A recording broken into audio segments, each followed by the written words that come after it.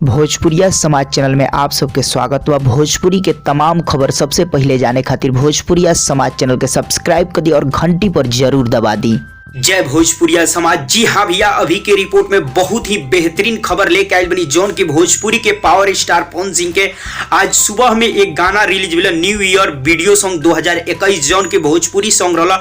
जी हाँ भैया, पूरा तरह से मात्र 1 घंटा में पूरा तरह से रिकॉर्ड तोड़ दिल बटा और पूरा गर्दा गर्दा मचा दिल बा। जी हाँ भैया, मात्र 1 घंटा की रिपोर्ट अभी हम बतावल बनी जितना में कि पूरा तरह से भैया रिकॉर्ड तोड़ भैया व्यूअर्स पहले बा। जी हाँ भैया, पूरा तरह से आप सबको बता दी बहुत सारा भोजपुरी गाना रिलीज हुए जौन की न्यू ईयर सॉन्ग जौन की आप सब देखनी है सुननी है।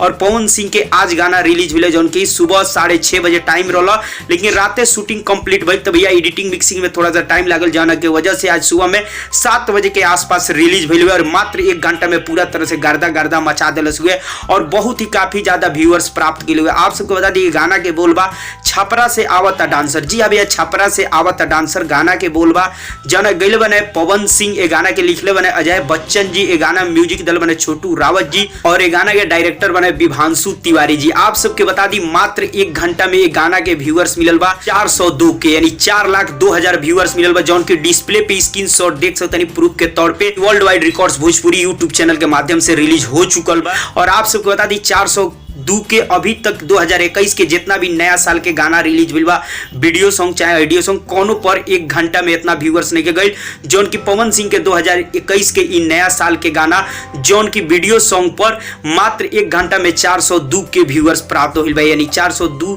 के लोग देखल बा। जी हाँ भी, आप सबको बताइए बहुत ही ज्यादा धूम मचीले बटे और अभी बहुत जल्द हम आप सबके बीच एक और एक गाना से जुड़ल 1 मिलियन के भी रिपोर्ट लेके हम अभी फिलहाल लेते जानी कि 1 घंटा में 4,02,000 व्यूज मिलल बा और पूरा तरह से तहलका मचा दिल बा। बहुत बड़ा रिकॉर्ड बनल बा नया साल के ई गाना जौन की पवन सिंह के 2021 के नया साल में सबसे ज्यादा हिट ई गाना अभी भइल बा मात्र 1 घंटा में व्यूअर्स के मैटर में।